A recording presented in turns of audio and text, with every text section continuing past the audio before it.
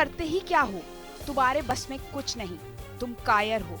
नौकरी ढूंढ लो वरना मैं तुम्हारे साथ नहीं रहूंगी। तुम्हें किसी एक को चुनना होगा, या मुझे या अपने माता पिता को। ये वो कड़वे और कठोर शब्द हैं जो शायद शादी की गाड़ी को चलाते रखने के लिए पुरुषों को सुनने पड़ते हैं। शादीशुदा महिलाओं को आपने अक्सर कहते सुना होगा कि मैं तो इस घर की नौकरानी बनकर रह गई। पत्नी शादी के बाद नौकरानी बने न बने, पर मर्द भले ही पति हो, बेटा हो, भाई हो, पिता हो, हमेशा घर का एटीएम होता है। चाहे उससे कैसा भी व्यवहार किया जा रहा हो, लेकिन उसे कभी पैसे कमाने वाली जिम्मेदारी से निजात नहीं मिलती।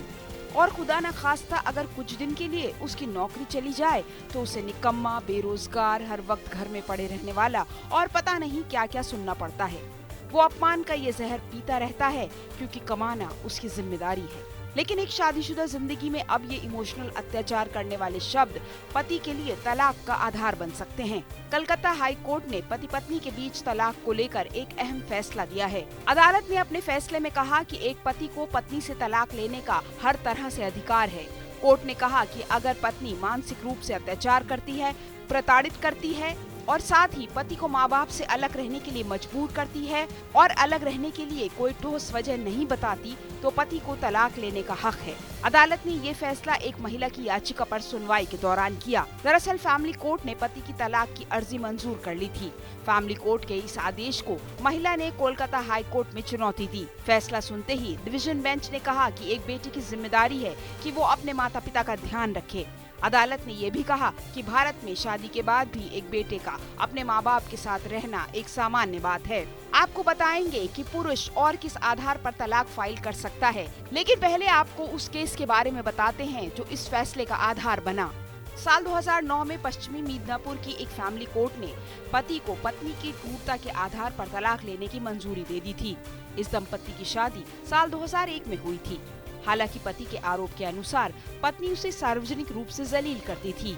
वो अपने पति को कायर, निकम्मा, बेरोजगार कहती थी।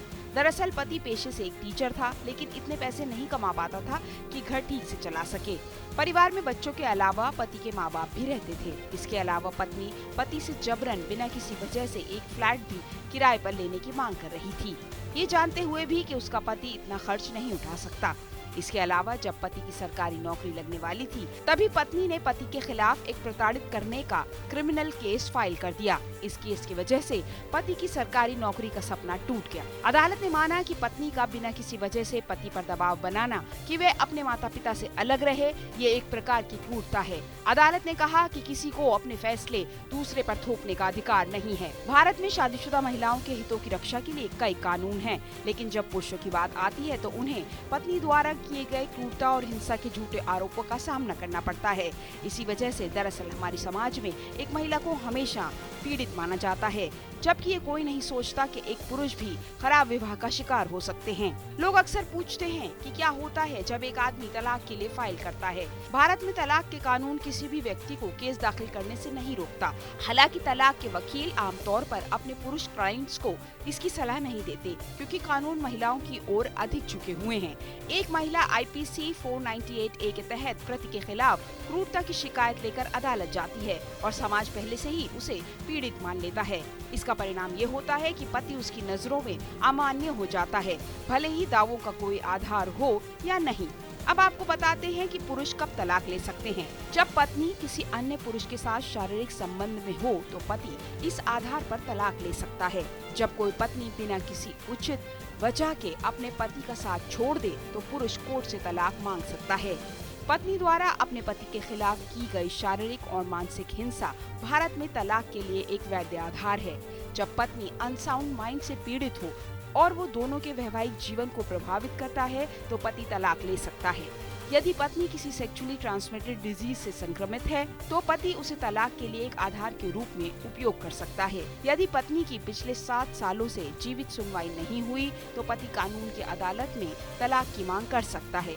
अगर शादी के बाद पति और पत्नी के बीच सेक्स नहीं होता तो पति उसे अदालत में पत्नी के खिलाफ तलाक के लिए एक आधार के रूप में साबित कर सकता है। यदि विवाह धार्मिक कानूनों के अनुसार हुआ है और पत्नी ने दूसरे धर्म में परिवर्तित होकर ऐसे धर्म का पालन करना बंद कर दिया तो पति तलाक के लिए फाइल कर सकता है। लेकिन जब कोई पति भारत में तलाक के लिए फाइल करता है तो उसे अपनी पत्नी के खिलाफ पूरी ताकत से साबित करना पड़ता है, क्योंकि भारत में वैवाहिक कानून महिलाओं का अधिक पक्ष लेते हैं। यदि पति इसे साबित करने में असमर्थ है तो तलाक मंजूर नहीं किया जाता और ये उसके लिए अधिक कानूनी परेशानियों को आमंत्रित कर सकता है।